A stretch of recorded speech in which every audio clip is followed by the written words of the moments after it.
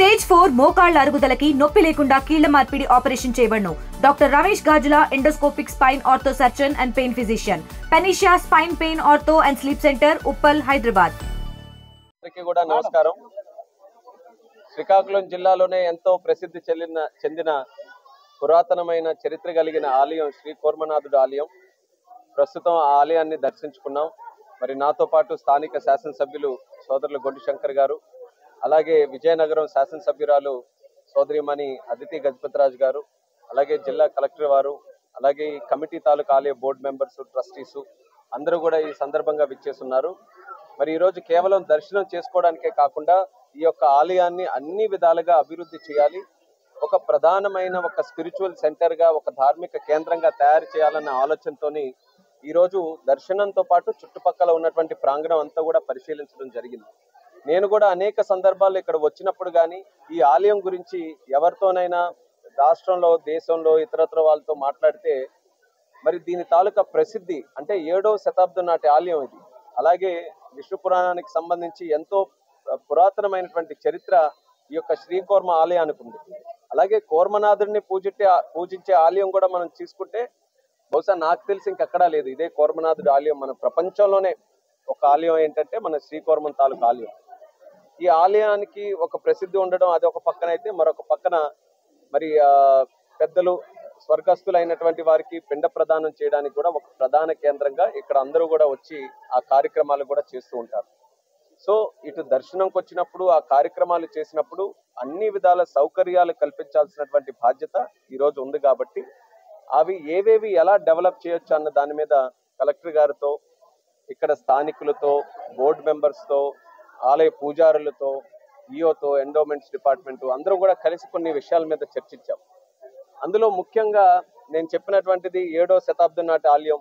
మరి అంత పురాతనమైనటువంటి ఆలయం అయినప్పుడు కొన్ని సందర్భాల్లో అక్కడ గోడలు కానివ్వచ్చు, స్తంభాలు కానివ్వచ్చు, విగ్రహాలు కానివ్వచ్చు, అక్కడక్కడ కొంత దానికంటే ఫినిషింగ్ మళ్ళీ ఒకసారి చేయాల్సిన అవసరం ఉంటుంది. దానికి సంబంధించి ఎవరైతే ఇందులో నిపుణులు ఉన్నారో, ఈ యొక్క రిస్టోరేషన్ కి సంబంధించి నిపుణులు, ఎందుకనంటే దానికి ఆ మెటీరియల్స్ అర్థం కావాలి, ఏ కాలంలో చేసినటువంటిది అర్థం కావాలి, పవిత్రత అర్థం కావాలి, మళ్ళీ ఫ్యూచర్ లో దానికి ఎప్పుడు డ్యామేజ్ జరగకుండా ఉండాలనంటే అది కట్టినప్పుడు ఏ రకంగా ఏ ఆలోచనతో కట్టారో అర్థం చేసుకునే వాళ్ళు కావాలి. ఆ నిపుణుల్ని తీసుకొని రావడానికి మరి అదితి గజపతిరాజు గారు కూడా మరి రెస్టోరేషన్ కి సంబంధించి కొంతమందిని రెఫర్ చేయడం జరిగింది. ఒకప్పుడు అశోక్ గజపతిరాజు గారు కూడా ఆయనే ధర్మకర్త ఈ యొక్క ఆలయానికి కూడా. మరి సింహాచలం ఆలయం అవ్వచ్చు, ఇది కూడా ఆలయం అవ్వచ్చు, ఆయనకి ఎంతో ఇష్టమైనటువంటివి. ఆయన ఎప్పుడు వచ్చినా సరే ప్రత్యేక సమయం గడుపుతూ అన్ని కూడా ఇక్కడ అన్ని విషయాల మీద దృష్టి పెడుతూ ఆలయ అభివృద్ధి చేయాలని అశోక్ గజపతిరాజు గారు కూడా ఎంతో దీని మీద దృష్టి సారించేవారు. మరి ఆయన తాలూకా సహకారం కూడా ఒక పక్కన రెస్టరేషన్ ఒకటి చేయాలి, మరొక పక్కన నిత్య అన్నదానం కూడా జరుగుతుంది. దినదిన ఆ అన్నదానంకి వచ్చే భక్తులు కూడా పెరుగుతున్నారు. వాళ్ళకి కూడా అన్ని సౌకర్యాలు కల్పించాలని, ఆ ప్రాంగణం కూడా డెవలప్ చేయడానికి, మరింత స్పేస్ కూడా క్రియేట్ చేయడానికి, వంటశాల క్రియేట్ చేయడానికి అదొక ప్లాన్ కూడా చేస్తున్నాం. అలాగే పిండ ప్రదానంకి వచ్చిన వాళ్ళకి ఇప్పుడు ప్రస్తుతం అయితే చాలా ఇబ్బందికరమైనటువంటి పరిస్థితులు ఉన్నాయి వాళ్ళకి. మరి వాళ్ళకి సంబంధించి ఒక కొత్త ప్రాంగణాన్ని కట్టి వాళ్ళు ఆ కార్యక్రమాలు చేసినప్పుడు ఇబ్బంది లేకుండా చేయాలని మరి పుష్కరిణికి సంబంధించి ఆ కార్యక్రమం కూడా చేస్తున్నాం. పుష్కరిణి కూడా శ్వేత పుష్కరిణి, అది కూడా ఎంతో చరిత్ర కలిగినటువంటిది. శ్వేత పుష్కరిణి కూడా మనం చుట్టుపక్కల అన్ని విధాలుగా డెవలప్ చేసుకొని ఒక రౌండ్ ఒక సర్కిల్ కూడా పాత్వే చేసి, అవసరమైతే కొన్ని కూర్చోడానికి కొన్ని కేంద్రాలు అక్కడ పెట్టి మరి అవి కూడా డెవలప్ చేయడానికి ఇండిగో సంస్థ వారు, ప్రధాన ఎయిర్లైన్స్ సంస్థ, వాళ్ళతో కూడా మాట్లాడితే వాళ్ళు కూడా ముందుకు వచ్చారు. సిఎస్ఆర్ యాక్టివిటీ కింద 10 కోట్ల రూపాయలు ఈ టెంపుల్ అభివృద్ధి కోసం వాళ్ళు కూడా కమిటెడ్ గా ముందుకు వచ్చారు. దాన్ని వినియోగించి ముందు ఫస్ట్ ఫేజ్ కింద పుష్కరిణి డెవలప్ చేయాలని ఒక ఆలోచనతో అది చేస్తున్నాం. ఆ పుష్కరిణితో పాటు మరి యొక్క పిండ ప్రధాన కార్యక్రమాలకు కావాల్సినటువంటి ఒక షెల్టరు, అక్కడ మంచి ప్లాట్ఫామ్ అవి కూడా ఎస్టాబ్లిష్ చేసి, అలాగే ఎంట్రన్స్, పార్కింగ్, అంటే ప్రతి విషయంలో కూడా డెవలప్మెంట్ కి ఇంకా చాలా చేయాల్సిన కార్యక్రమాలు ఉన్నాయి. కాబట్టి ఎండ్ టు ఎండ్ అన్ని విషయాల మీద కూడా దృష్టి పెట్టి దీనికి ముందుగా మంచి కాంపౌండ్ వాల్ కూడా తిప్పి ఎక్కడ ఎంక్రోచ్మెంట్స్ లేకుండా మనకి ఏదైతే ఆలయం తాలూకు భూములు ఉన్నాయో అవన్నీ కూడా ప్రొటెక్ట్ చేసుకోవాల్సిన బాధ్యత కూడా ఉంది. కాబట్టి దానితో పాటు ఆలయ డెవలప్మెంట్ మీద మేము పెద్ద ఎత్తున ఫోకస్ చేసి రానున్న కాలంలో ఇది కేవలం మన రాష్ట్రానికో దేశానికే కాకుండా అంతర్జాతీయ స్థాయిలో ఈ యొక్క ఆలయం అభివృద్ధి చెందడానికి అంత పొటెన్షియల్ ఉంది. దానికి తగ్గట్టుగా మనం ఇక్కడ డెవలప్మెంట్ చూపించాలి. ఇప్పుడు వాస్తవానికి ఎవరైనా ఈ యొక్క విశేషం ఆలయం తాలూకా విశిష్టత తెలుసుకొని ఇక్కడికి విచ్చేసిన తర్వాత కొంతవరకు వాళ్ళు కూడా బాధపడుతున్నారు. ఇంకా డెవలప్ అవ్వాలి కదా, దీని విశిష్టత ఎంత ఉన్నప్పుడు ఇంకా ఆలయం ఇంకా ఏ రేంజ్ లో ఉండాలనే ఫీడ్బ్యాక్ ఎప్పటికప్పుడు వస్తుంది.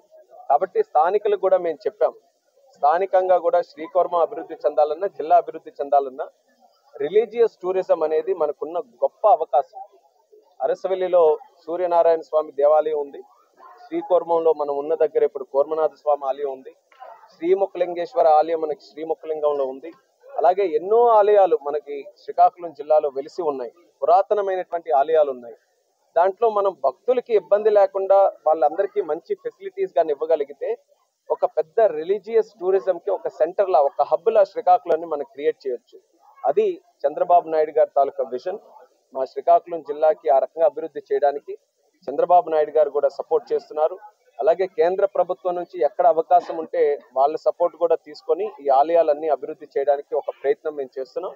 రానున్న కాలంలో శ్రీకూర్మం మీద మాత్రం ప్రత్యేక ఫోకస్ పెట్టి ఈ ఆలయాన్ని ఫుల్ ఫ్లెడ్జ్డ్ గా డెవలప్ చేస్తామని ఈ సందర్భంగా తెలియజేస్తాం. మోదీ గారిది కర్నూలు తాలూకా టూర్ చాలా అద్భుతంగా జరిగింది. ఆయన కూడా సర్ప్రైజ్ అయ్యారు. చంద్రబాబు నాయుడు గారు కర్నూలు ఆంధ్రప్రదేశ్ లో సూపర్ జిఎస్టి కార్యక్రమం గురించి తెలియజేసినప్పుడు 98,000 సభలు పెట్టాం, కార్యక్రమాలు చేశాం, అవేర్నెస్ క్యాంపులు పెట్టాం, లేకపోతే స్టోర్స్ దగ్గరికి వెళ్ళి వాళ్ళందరికీ కూడా అవగాహన కల్పించామని అంటే మోదీ గారు కూడా సర్ప్రైజ్ అయ్యి ఆయన కూడా కితాబ్ ఇచ్చారు. దేశంలోనే జిఎస్టి తాలూకా ప్రోగ్రామ్ సక్సెస్ఫుల్ గా ఏ రాష్ట్రంలోనే చేశారంటే అది మన ఆంధ్రప్రదేశ్ లో చేశారని చెప్పి కర్నూలులో కూడా చెప్పడం జరిగింది. అయితే ఒకటి, మోదీ గారి తాలూకా సహకారం మన ఆంధ్రప్రదేశ్ రాష్ట్రానికి ఏ రకంగా ఉందనేది గత 16 నెలలుగా మనం చూస్తున్నాం. ఒక విశాఖపట్నం స్టీల్ ప్లాంట్ కానీ, రైల్వే జోన్ కానీ, పోలవరం కానీ, లేకపోతే అమరావతి రాజధాని కానీ, ఇలా అనేక కార్యక్రమాల్లో కేంద్రం ఎక్కడైతే ముందుకు రావాలో ఒక అడుగు వేయాల్సిన దగ్గర 2 అడుగులు కేంద్రం ముందుకొచ్చి మనకి సహకరిస్తుంది. సో ఒక మంచి అటాచ్మెంట్ కేంద్ర ప్రభుత్వం, రాష్ట్ర ప్రభుత్వం, అటు చంద్రబాబు నాయుడు గారు, మోదీ గారు ఇద్దరూ కలిసి బ్రహ్మాండంగా మన రాష్ట్రాన్ని అభివృద్ధి చేస్తూ ముందుకు వెళ్తున్నారు. ఆయన కూడా నాకు తెలిసి ఆ కర్నూలు సభ తర్వాత చూసిన తర్వాత, మోదీ గారిని అక్కడ చూసిన తర్వాత నాకు అనిపించింది, మోదీ గారి తాలూకా సొంత రాష్ట్రం ఒక పక్కన గుజరాత్ అయినా ఈరోజు ఆంధ్రప్రదేశ్ కూడా ఆయన సొంత రాష్ట్రంలా భావిస్తున్నారు అన్నటువంటి ఆనందం మోదీ గారి కళ్ళల్లో కనబడింది.